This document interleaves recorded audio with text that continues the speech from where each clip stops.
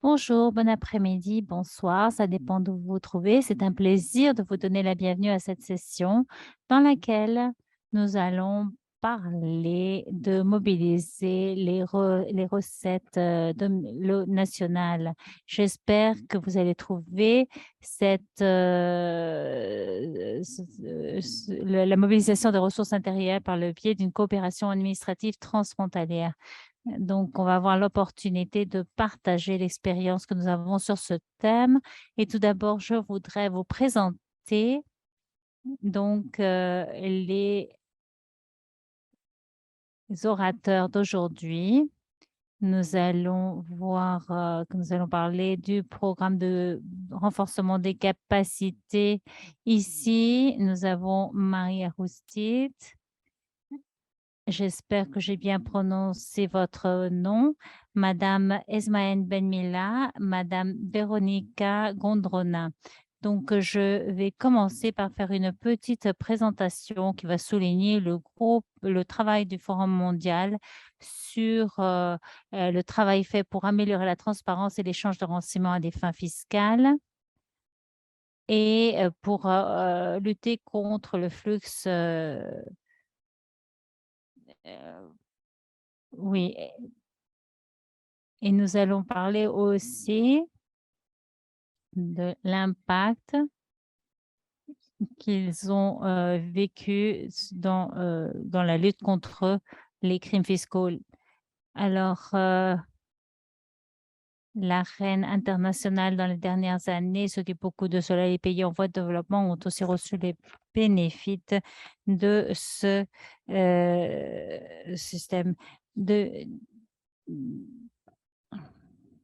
Je prierai madame de parler un peu plus lentement pour que l'interprète arrive à suivre. Cette donnée, nous attendons que la donnée soit encore moins élevée parce que pas tous les pays ne suivent les données associées avec l'échange de renseignements. Aujourd'hui, le programme du Forum mondial soutient l'utilisation.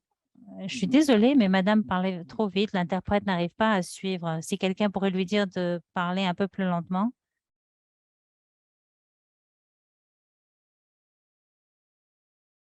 Il est impossible de suivre madame. Je suis désolée.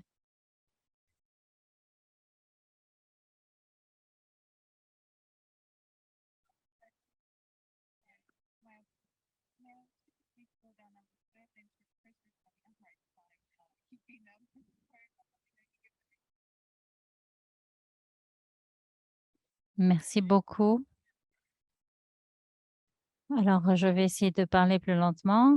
Je vais commencer aujourd'hui par vous présenter le programme de renforcement de capacité du Forum mondial et les résultats que nous avons atteints jusqu'ici.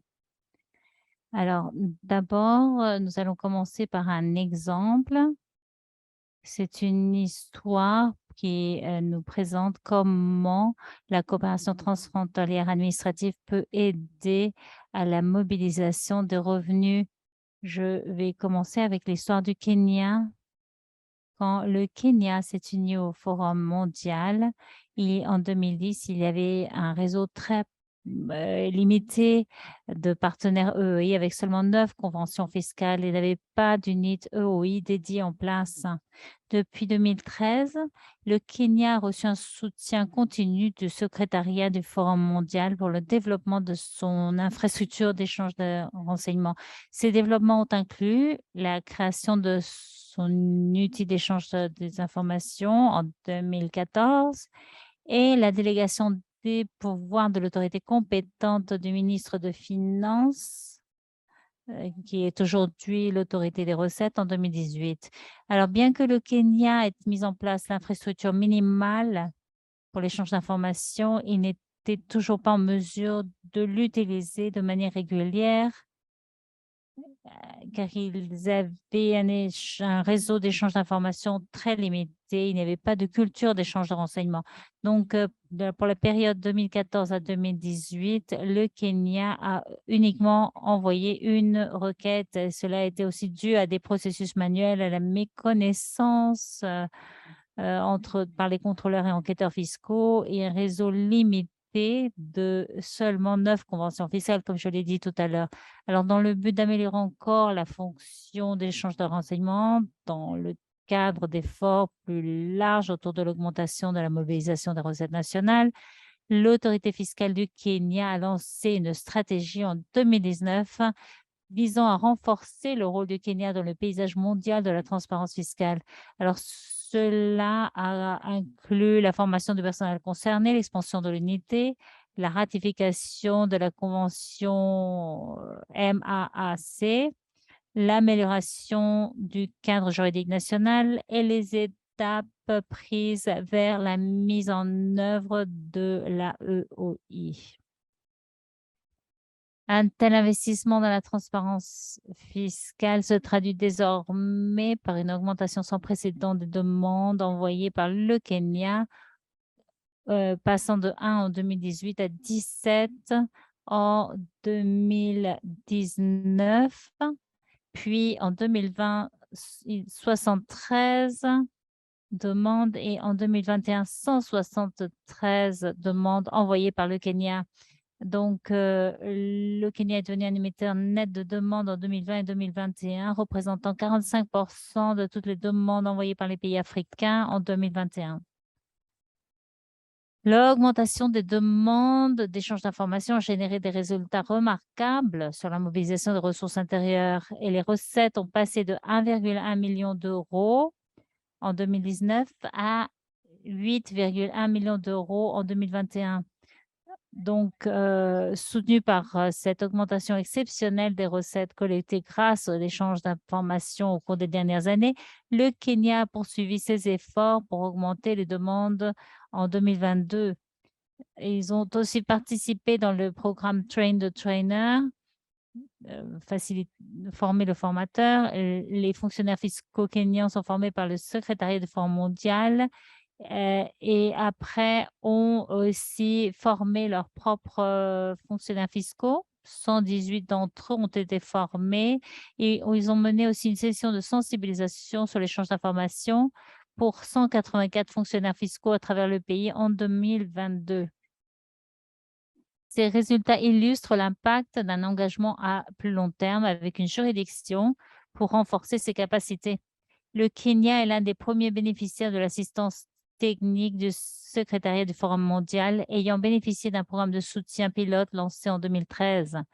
Donc, l'assistance technique s'est poursuivie, passant de la mise en place des fondements de l'EOIIR à l'AEOI et à de nouvelles initiatives telles que Train the Trainer, les femmes leaders dans la transparence. Et ce n'est donc pas une surprise que le Kenya est devenu le premier président de l'initiative africaine. Un autre facteur qui explique le succès du Kenya, c'est exactement ça, c'est l'engagement de la direction de l'administration fiscale et du ministère des Finances. Ils sont à fond sur l'agenda et ils s'impliquent à la sensibilisation à l'importance de la transparence fiscale et pour mobiliser aussi les recettes nationales pour la lutte contre les flux financiers illicites. Donc, maintenant, je veux passer à comment le succès du Kenya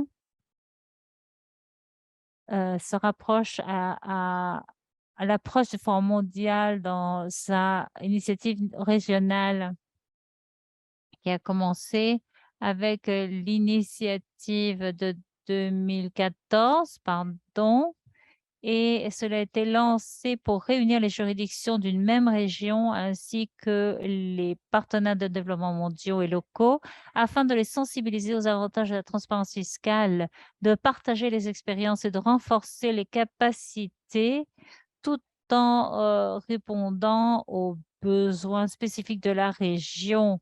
Donc, les initiatives régionales qui ont été lancées sont fondées sur la reconnaissance du fait que la mise en œuvre de et les avantages des normes de transparence fiscale sont plus efficaces lorsque les questions spécifiques sont partagées par les juridictions d'une région, sont abordées.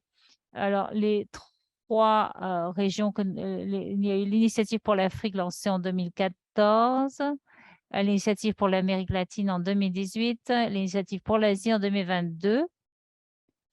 Elles sont toutes dirigées par des fonctionnaires de haut niveau de la région et ils impliquent un nombre assez large de juridictions participantes. Ces initiatives sont soutenues et donc elles sont en pleine croissance. Ils ont décidé quels sont leurs intérêts et qu'est-ce qui est important pour eux dans la région. Bien entendu, nous avons les programmes de base qui sont pertinents pour n'importe quelle région, qui font membre de le Forum mondial. Mais les pays africains ont décidé qu'ils veulent travailler sur la récupération des demandes fiscales. C'est très pertinent dans un contexte mondial, mais aussi dans l'accord de libre-échange. En Amérique latine, par exemple, les pays de la région ont décidé de se centrer sur l'utilisation des informations échangées à des fins fiscales, à des fins autres que fiscales, telles que la lutte contre le blanchiment d'argent, la corruption ou les douanes. Ces initiatives sont soutenues au plus haut niveau par la signature de déclarations politiques visant à faire progresser le programme de transparence fiscale dans la région. Et les progrès sont communiqués chaque année par le biais du rapport régional sur la transparence fiscale, comme nous le voyons sur l'écran. Il démontre les progrès réalisés, mais aussi les revenus générés par la transparence fiscale. Je voudrais aussi souligner l'initiative pour l'Asie, qui est la dernière initiative régionale que nous avons lancée en 2021. Déjà, nous avons 16 pays asiatiques qui se sont engagés à travailler pour améliorer l'agenda de la transparence fiscale dans la région. Et maintenant, nous avons 17 pays. Un autre pays vient de se joindre à l'initiative pour l'Asie. Et ils se sont mis d'accord sur un plan de travail très ambitieux sur l'utilisation plus large des échanges d'informations conventionnels, l'utilisation efficace des données AEOI, le recouvrement des créances fiscales, l'échange d'informations sur la TVA et d'autres formes de coopération administrative telles que des contrôles conjoints, etc. J'aimerais aussi mentionner que le Forum mondial s'associe à plusieurs partenaires dans le cadre de l'initiative du Pacifique qui sensibilisent les îles du Pacifique et renforcent leurs capacités. Il y a d'autres programmes innovants qui ont été lancés pour renforcer les capacités durables et inclusives des pays en développement. Alors, pour s'assurer qu'une capacité de formation durable et locale est développée dans chaque membre en développement, le secrétariat a lancé le programme de formation des formateurs Train the Trainer en tant que pilote en 2021 dans le cadre de l'initiative pour l'Afrique. Ce programme a connu un grand succès avec 1375 fonctionnaires formés à ce jour par des formateurs locaux. En 2022, nous avons lancé 4 nouveaux programmes en Afrique, en français, en anglais, en Asie, en anglais et en Amérique latine, en espagnol. Et nous avons eu une large participation, un équilibre entre les sexes également. Les formateurs devaient organiser des formations locales dans leurs pays respectifs et former au moins 1500 fonctionnaires fiscaux en 2022. Ils ont dépassé cet objectif puisqu'ils ont organisé 62 formations locales pour 2187 fonctionnaires de leur administration fiscale respective. Ils sont tous engagés dans le réseau Train the Trainer, former le formateur, et nous travaillons à l'élaboration d'une formation modèle pour les fonctionnaires des impôts nouvellement nommés afin de les sensibiliser à l'échange des renseignements. Alors, je voudrais aussi dire que le Kenya a participé à ce programme de formation des formateurs dès le départ et comme vous l'avez vu, cela les a aidés à une augmentation du nombre de demandes d'expression d'intérêt envoyées par le Kenya. Nous avons aussi lancé le programme Les femmes leaders dans la transparence fiscale. Il s'agit d'une initiative phare pour la promotion de leadership féminin en matière de transparence fiscale. Le programme vise à créer un réseau de femmes fonctionnaires qui défendent la transparence fiscale dans leur administration fiscale. Et grâce au développement des compétences techniques et à la promotion du leadership féminin, cette initiative va favoriser une plus grande représentation des femmes sur la scène internationale et la promotion des femmes dans les administrations fiscales. Nous avons eu 22 femmes très enthousiastes qui en provenance de 22 pays en développement qui ont été sélectionnés pour participer au programme pilote l'année dernière. Le programme pour 2023 a été lancé et va démarrer en mars. Nous avons cette année Maria José Garde, qui était l'ancienne présidente du Forum mondial, comme marraine pour cette initiative.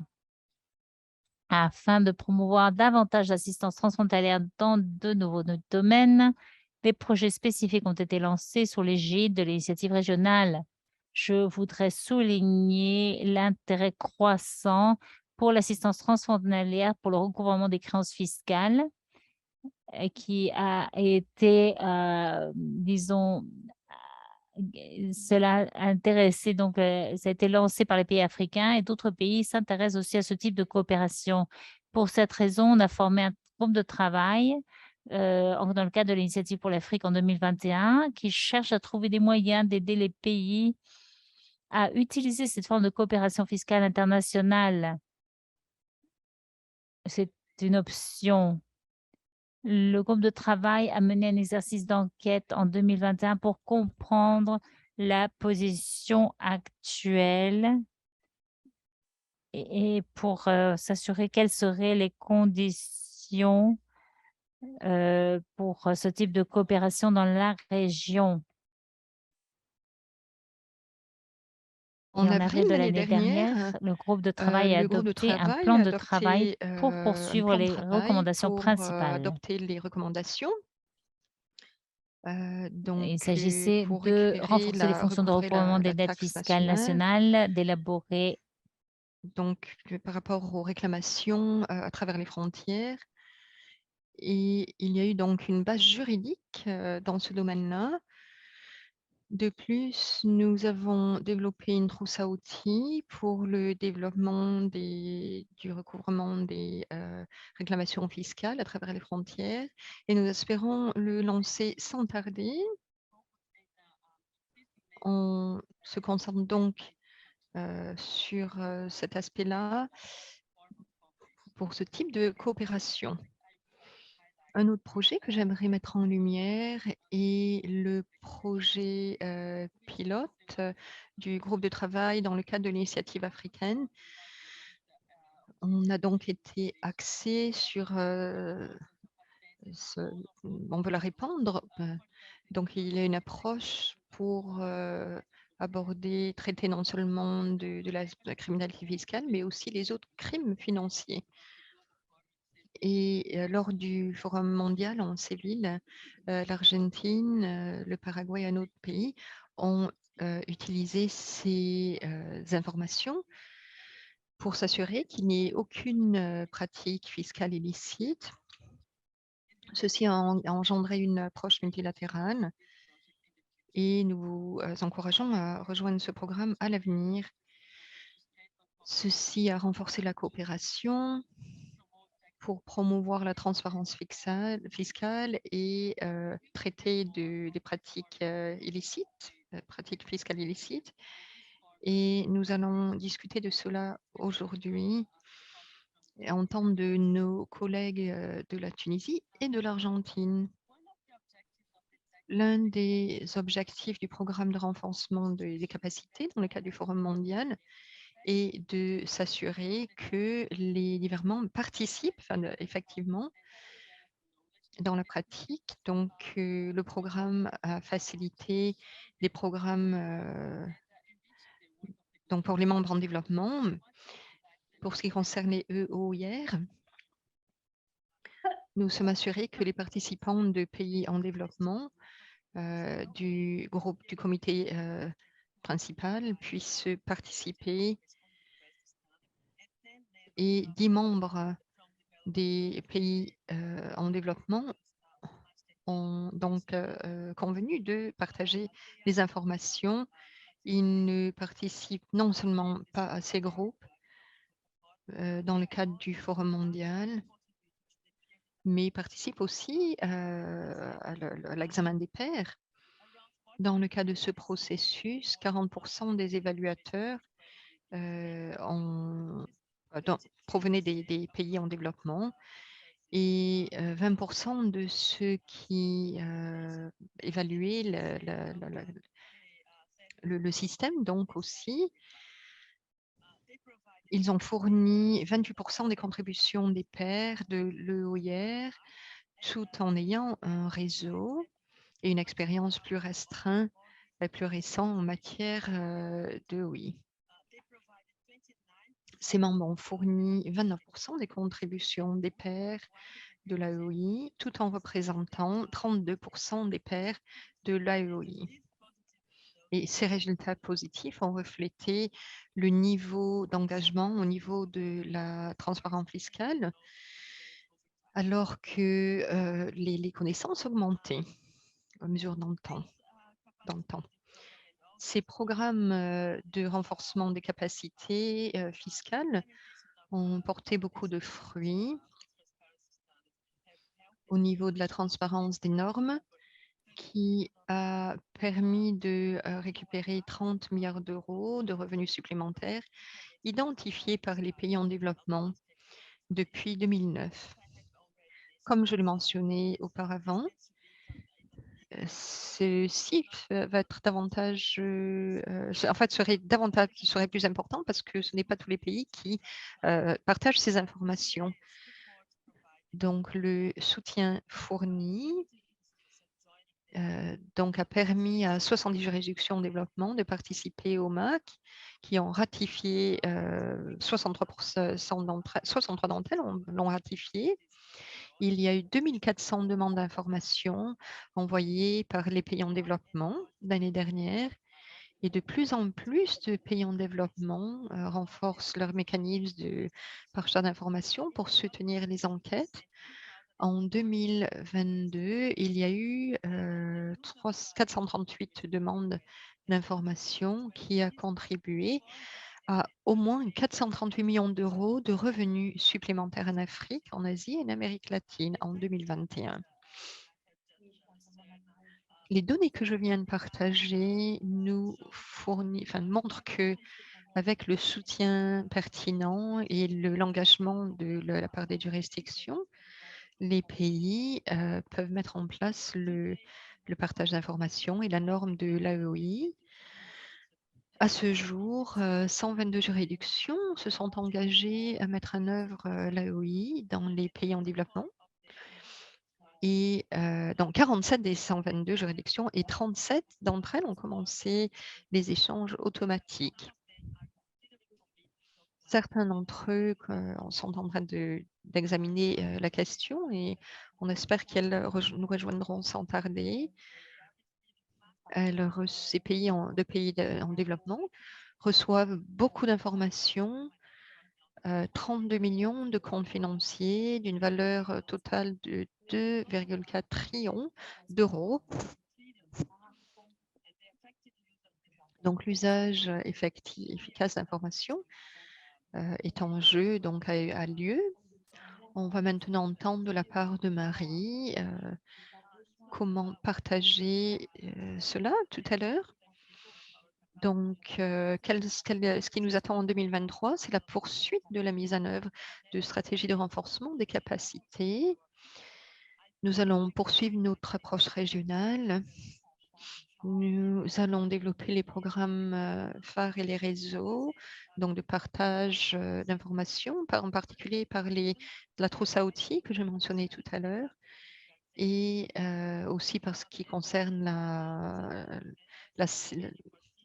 confidentialité des informations. Aussi, c'est important pour les directeurs qui gèrent les risques.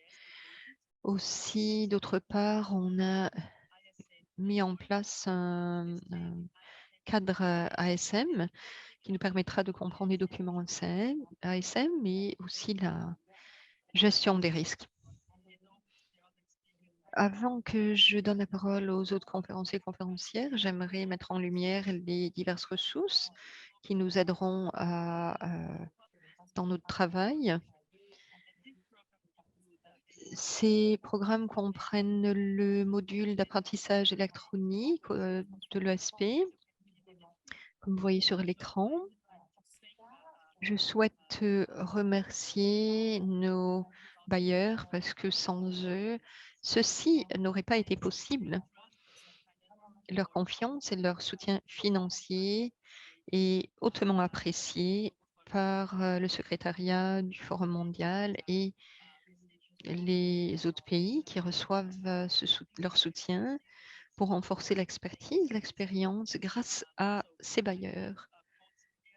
Je vais donc terminer maintenant et demander à la conférencière suivante qui va intervenir, donc qui est Marie Roudzédé, qui va donc parler de l'AOI dans le cadre de la mobilisation et de l'assistance technique qui a été fournie, qui est en train d'être fournie pour aider la Géorgie à atteindre cet objectif pour le partage d'informations. Merci Zaïda pour l'introduction. Bonjour, bon après-midi. Je suis très heureuse de participer à cette session aujourd'hui dédiée à la transparence fiscale. Et comme Zaïda l'a mentionné, je vais partager l'expérience par rapport à la mobilisation qui était très utile. On a beaucoup apprécié ce qui a été partagé.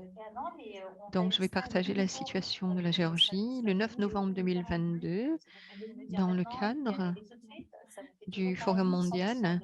Les ministères des Finances de la Géorgie a signé cette convention et la Géorgie est devenue l'une des juridictions, des 100 juridictions qui ont signé cet accord. Et en novembre, le Parlement de la Géorgie a approuvé une série de législations. J'aimerais indiquer que cette série donc, a été en étroite collaboration sur la transparence et a travaillé avec le ministère des Finances. Ceci a été mis en œuvre le 1er janvier 2023. Pour commencer par le gouvernement de la Géorgie. Donc, il a appliqué les normes nationales et internationales sur la transparence de l'information. Et en 2011, donc par rapport aux pays en développement rapide, on a pris la responsabilité de mettre en œuvre la transparence des informations par rapport à la transparence fiscale. C'était difficile à l'époque, mais bon, à l'époque, j'étais aussi responsable de diverses structures financières. C'était très difficile, mais l'assistance disponible, on nous a aidés, aider notre partenaire. Moi, à la fin, s'ils ne veulent plus travailler avec moi, Et ça m'est égal. Et là, ils m'ont embauché. on a arrivé à identifier, à mettre en œuvre les mesures qui ont été mises en place et par rapport aux normes d'échange d'informations sur demande, y compris l'introduction des amendements concernant la législation. Je pense qu'ils sont Et assez, à ce assez moment-là, nouveaux actuellement, on est dans en le business. train de Donc, à mon avis, préparer c'est le contraire. Ils ne savent pas du la tout ce qu'ils deuxième sont en train de faire. partie de la révision C'est pas du grave. programme. C'est pas grave parce que je vais pas permettre Ceci qu'ils se foutent nous de a permis moi. de préparer la deuxième de programme de révision. Ouais. j'aimerais saisir Non, non, non, l'opportunité le client de danois, ils sont super. C'est eux partager notre ils sont vraiment très appréciation gentils, et et de j'ai vous pas de remercier souci pour avec votre eux. soutien et Je votre leur raconte qu'ils sont contribution. géniaux. Franchement, c'est des gens Pour très ce qui gentils. concerne l'échange Ouais, automatique d'informations, ouais. la Géorgie n'a pas au départ Non, non, non, non, adopté non. cela. Bambodil, c'est une agence allemande. C'est On vraiment des cons, a c'est quand 2 même frères. adopté C'est les 2 frères normes qui gèrent l'agence, ils sont pas au sympas, tu départ et vois? dans le C'est cadre de ce je sais pas si processus, c'est parce qu'ils sont on a allemands, mais réalisé en fait. que la Géorgie avait besoin de soutien financier et technique pour l'aide, l'information de la part des diverses parties prenantes et au point de vue juridique aussi. À la suite de cet exercice, on a conclu que pour la mise en œuvre de cela, il fallait lancer un programme pilote d'échange Non, ça, non, mais moi, je automatique connais enfin, j'ai pas de d'informations contact avec le client direct, tu et vois? on a C'est plus avec, lancé l'agence. celui-ci Je peux avec pas faire ça et je le ferai pas parce que c'est pas aussi cool de ma part de le t'appeler, ministre le des client. Finances C'est pas allemand en pas 2018. c'est pas Donc, dans le cadre très de ce projet non, non, pilote, mais on a dis ça. coopéré avec Ah non, le non, non, mais ils vont secrétariat. payer, ça c'est On a sûr. organisé Ça c'est divers sûr. ateliers Tu vois, avec si le j'étais, représentant des secteurs publics et de sessions ils sont basés d'information à San Salvador, ils avec le pourraient secteur essayer de se foutre de ma financier de gueule, mais la ils savent que je suis au Géorgie et les pouvoir, je peux diverses pas faire parties ça. prenantes. Mais je sais pas, j'appartiens On a donc à une partagé société de la retraite, hein, ceci ils peuvent dans le pas cadre faire des ça. projets pilotes et appliquer la Mais bon, législation ça a appropriée été dans le ma cadre de matinée. ce programme qui a en fait été réalisé il y a quelques mois. C'est Dans le 4h45. cadre de ce même projet pilote, il y a eu de grands Ouais, mais progrès par contre, j'ai bien dormi réalisés parce que par la le lit chez ma Géorgie copine, il est bien dur. par rapport à la Je me suis gestion réveillée de la plusieurs fois, mais sécurité de j'ai réussi à l'information. dormir sur mon Une côté. Ça assistante m'a aidé à technique a été dormir. C'est bien. fournie par J'ai le passé une bonne nuit, ouais. secrétariat mondial concernant les divers aspects du programme. Ah, donc, les recommandations ont été appliquées sur les diverses régions et pays et les régions de la Géorgie. Et on a signé ensuite le programme de confidentialité en 2003. Donc, je languis de participer, j'ai hâte de participer à ce processus en part entière et on espère l'appliquer pleinement d'ici 2024. Et on est en train de concevoir un programme de soutien par rapport à la confidentialité de l'information, travaillant avec le ministère allemand que j'ai mentionné tout à l'heure. Le projet pilote est encore en cours et sera achevé en 2024. À ce moment-là, la GIRGIA entamera ceci dans le cadre du programme CIRAC pour aborder là, tu s'excuse, la connexion de la conférencière de Géorgie a été coupée pendant un instant. Voilà, elle est revenue. Donc, on remercie le ministère des Finances allemand pour son soutien pour la Géorgie dans le divers objectifs. Ceci nous a permis d'atteindre nos objectifs vraiment de façon très, très importante et dans les domaines les plus importants de l'aspect financier de notre programme. Donc, que ce soit malgré tout, bon, malgré toutes les difficultés qu'il y a eu par rapport à la Covid, à la guerre en Ukraine, il y a eu divers risques qui sont entrés en jeu. Et voilà pour mon intervention. S'il y a des questions pour la Géorgie, je les prendrai.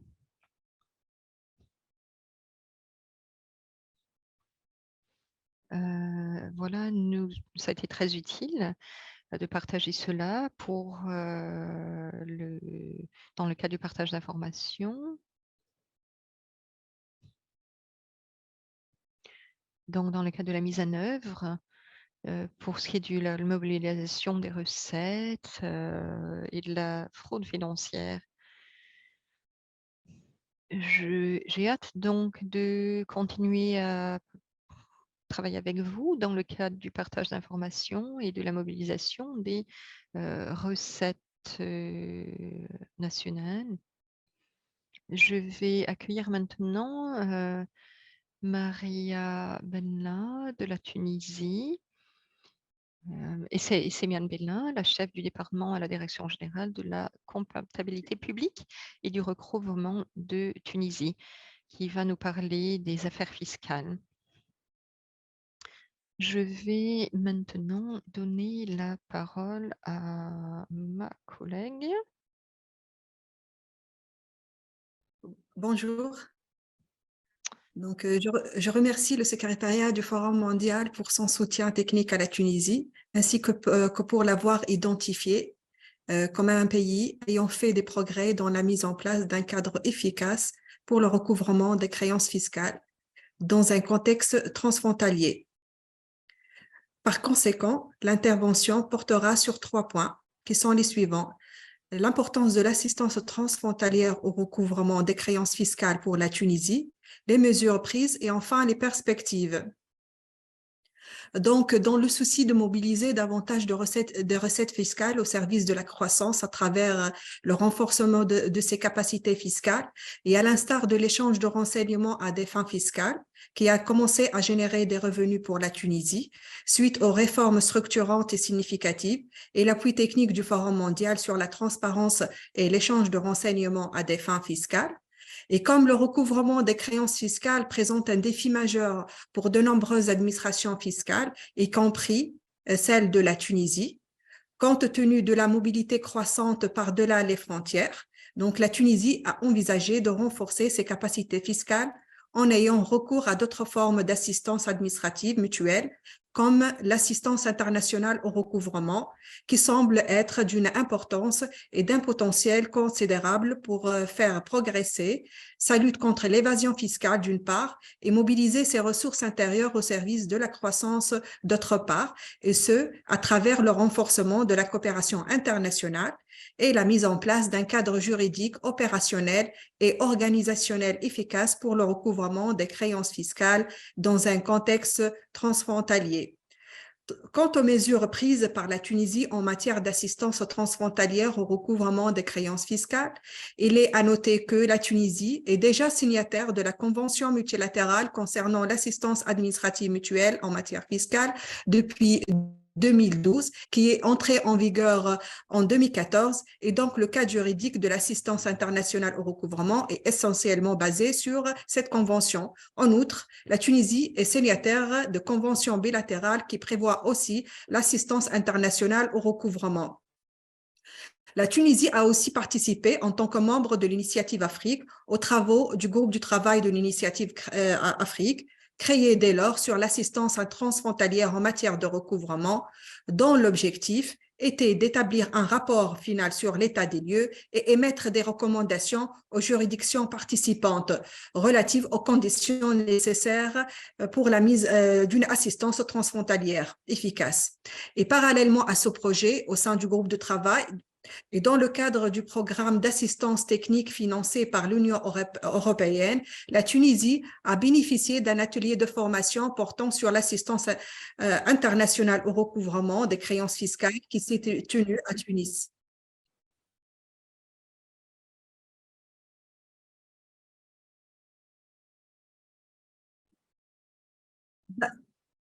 D'accord, je suis désolée, d'accord.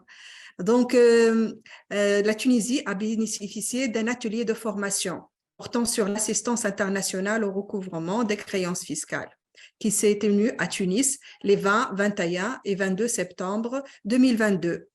Cette formation a fait profiter les participants représentant respectivement la Direction générale de la comptabilité publique et du recouvrement, qui est l'administration chargée du recouvrement des créances fiscales et également le recouvrement des créances publiques. Et elle a fait et la participation aussi des agents de la Direction générale des impôts, qui est l'administration chargée de l'assiette, du contrôle, la vérification des impôts, droits, taxes et autres prélèvements fiscaux.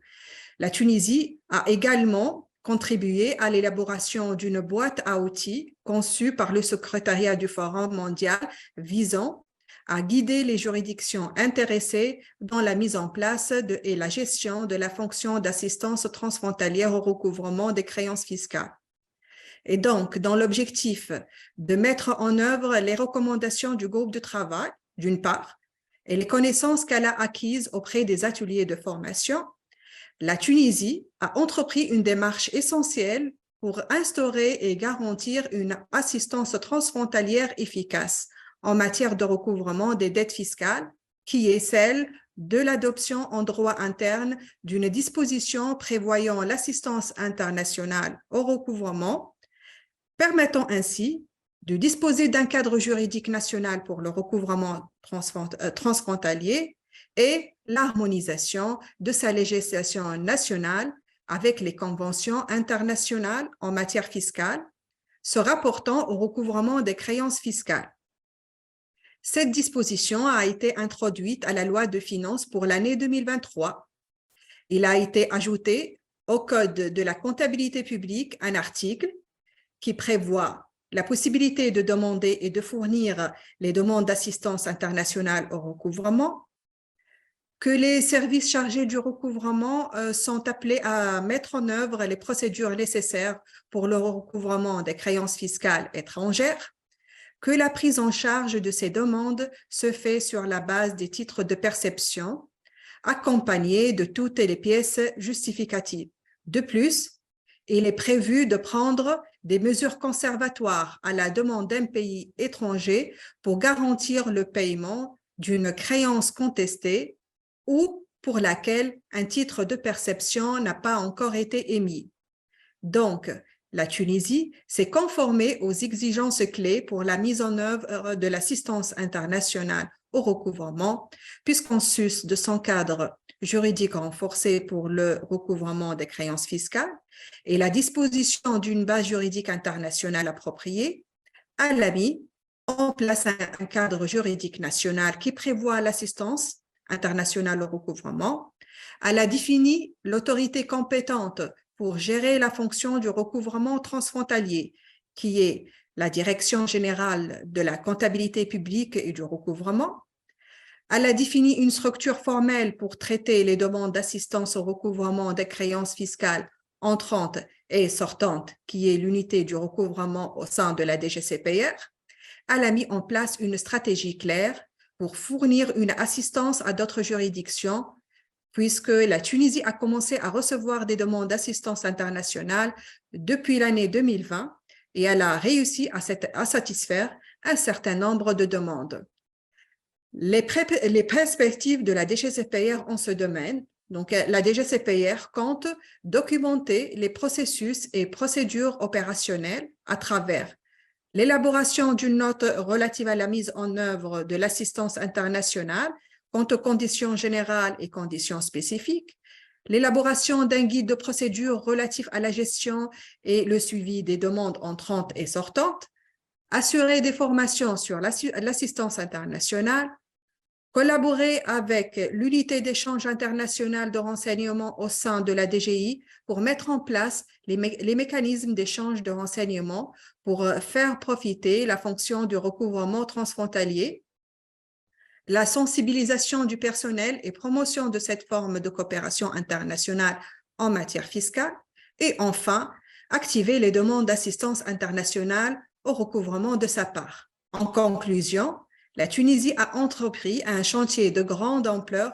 avec l'appui technique de l'OCDE et du Forum mondial dans le cadre d'un programme d'assistance technique pour la Tunisie financé par l'Union européenne ayant pour objectif d'assister la Tunisie dans la mise en œuvre de l'assistance internationale au recouvrement, puisque c'est avec l'assistance technique du Forum mondial que la Tunisie a réussi à renforcer son cadre juridique national en vue de mieux lutter contre la fraude et l'évasion fiscale et tirer parti du nouvel environnement de transparence fiscale.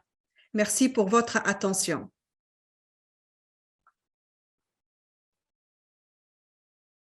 Merci beaucoup, Esmala.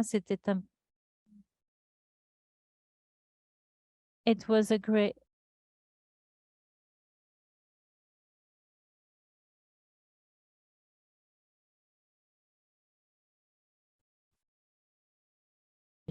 C'était un plaisir non seulement d'écouter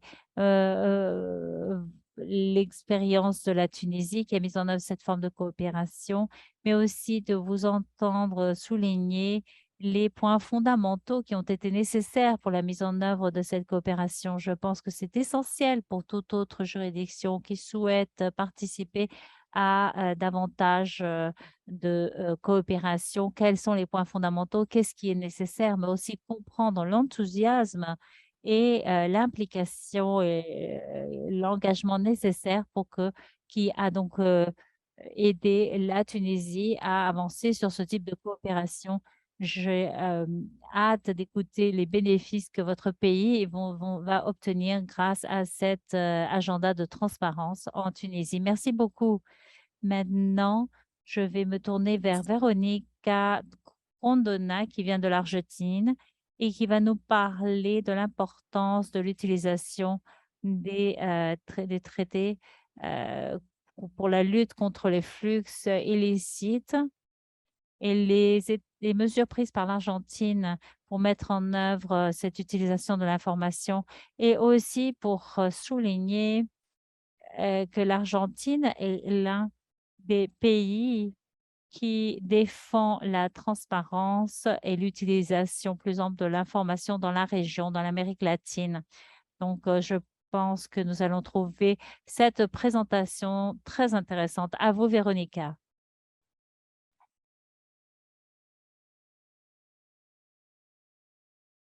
Merci, bonjour, bon après-midi à tous. Je vais passer à l'espagnol. Merci beaucoup de nous avoir invités pour que l'Argentine partage son expérience. À vrai dire, c'est que pour la coopération internationale, ceci a un rôle stratégique et c'est pour cela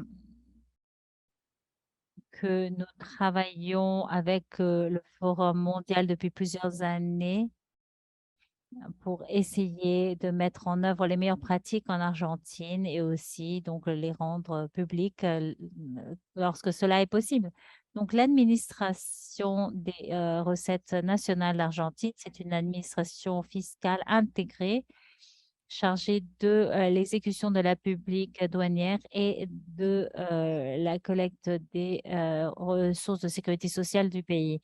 Autrement, l'évasion fiscale en Argentine est considérée un délit comme celui du blanchiment d'argent. Et pour que les juridictions puissent lutter effectivement les délits fiscaux graves, il est nécessaire que les autorités aient les capacités de recevoir, d'analyser, de partager, si nécessaire, l'accès à l'information impositive. Et c'est dans ce contexte que cet agenda est nécessaire lorsque les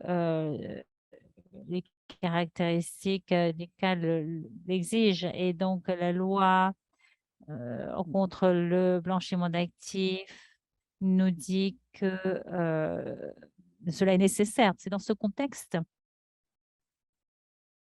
nous parlions du rôle de fiscalité intégrée et le fait que nous sommes aussi sujets obligé, c'est que l'Argentine a demandé des autorisations concrètes pour une utilisation plus vaste des renseignements échangés sous le cadre de cette assistance internationale, selon ce qui est stipulé dans les accords bilatéraux dans l'article 22.4 de la Convention.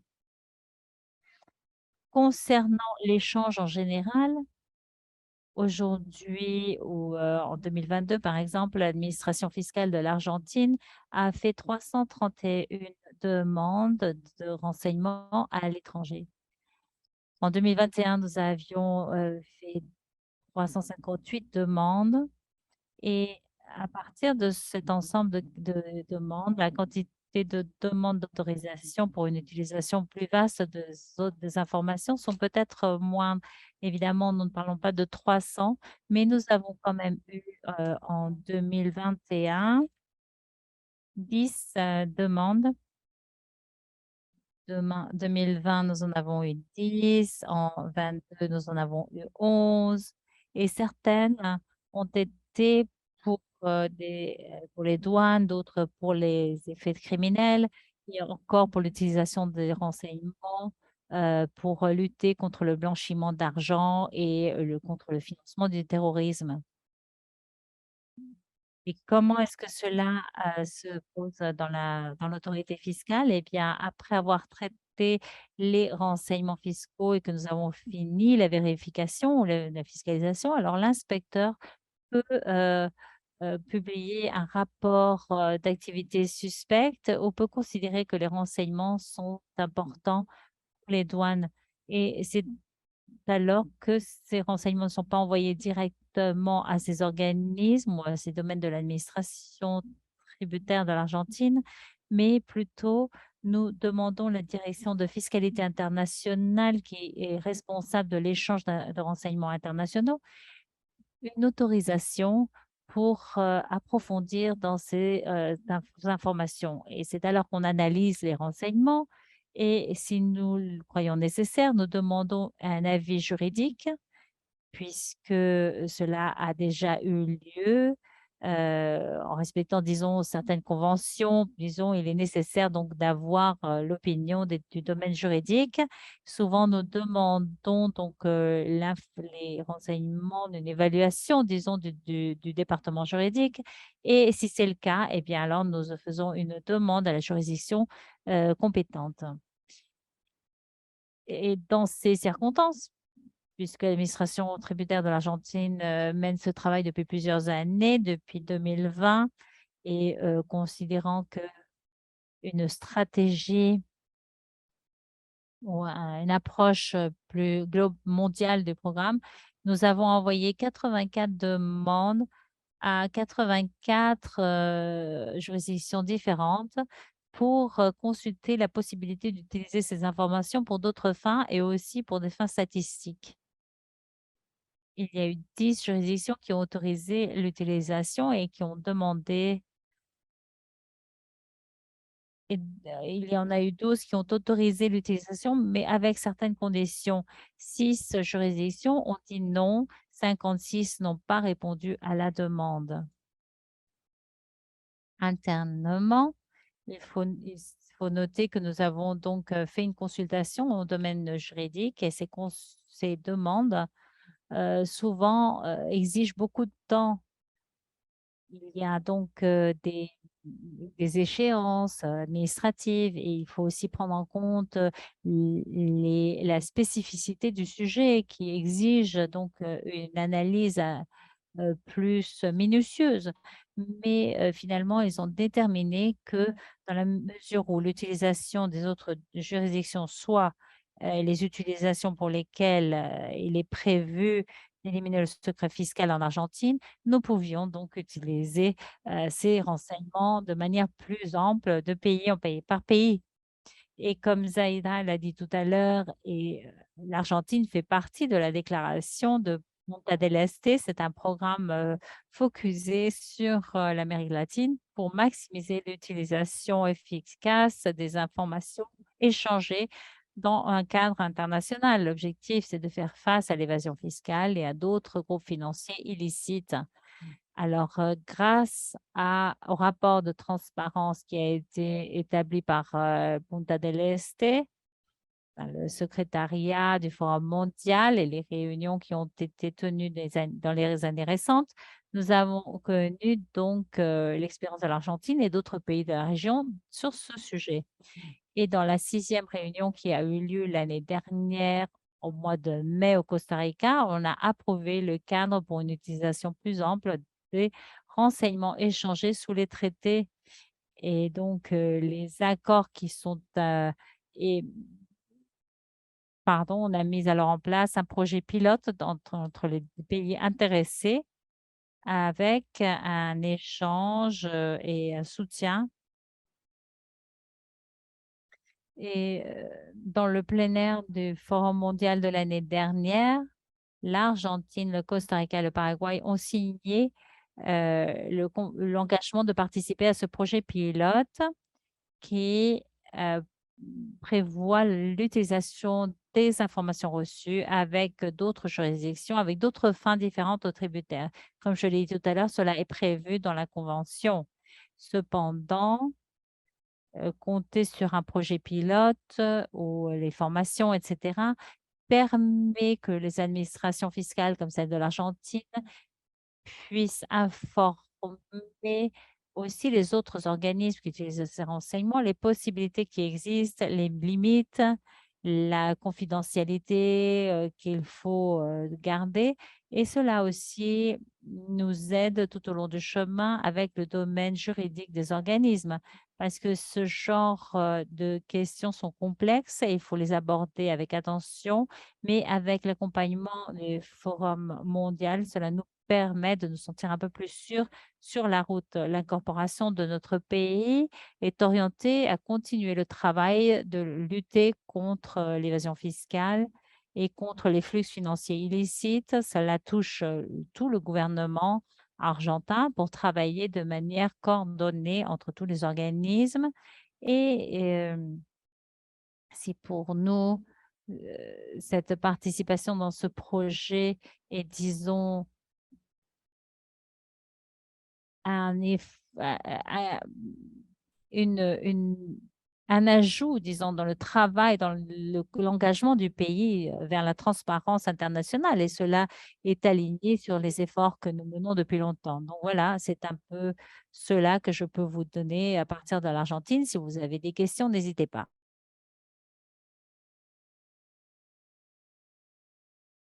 Merci, Véronique. C'est toujours avec Donc, on enthousiasme que remercie j'écoute ce que tu Véronica. partages avec Oui, nous. ce que vous avez partagé avec nous et s'applique aussi à l'expérience de plusieurs d'entre eux. Le fait que l'Argentine est l'un des pionniers de ce projet pilote n'est pas surprenant. L'Argentine s'est engagée dans l'usage d'informations dans la région de renseignement.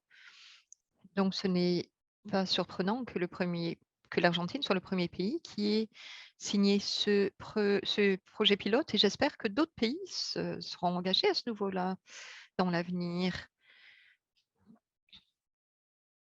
On espère qu'ils utiliseront tous les outils qui sont disponibles au gouvernement pour lutter contre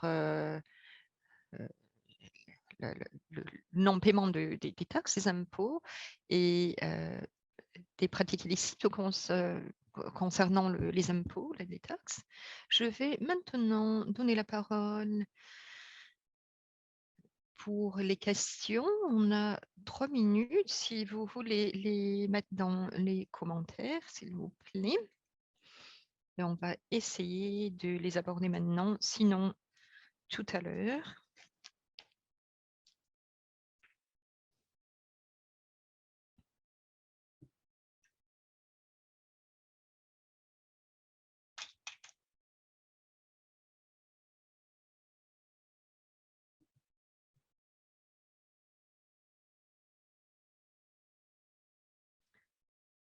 Il n'y a pas de questions dans le chat, donc je vais terminer cette session, la conclure en remerciant tous nos orateurs, nos oratrices pour avoir partagé leur expérience dans leur pays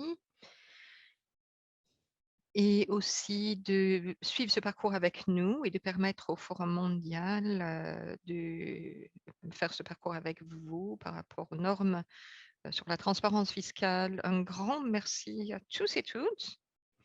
Et donc à tous et toutes qui ont participé aujourd'hui, je leur souhaite ce qu'il y a de meilleur pour les sessions suivantes et pour l'avenir dans leur travail. Cette session a été très intéressante et enrichissante. Merci beaucoup.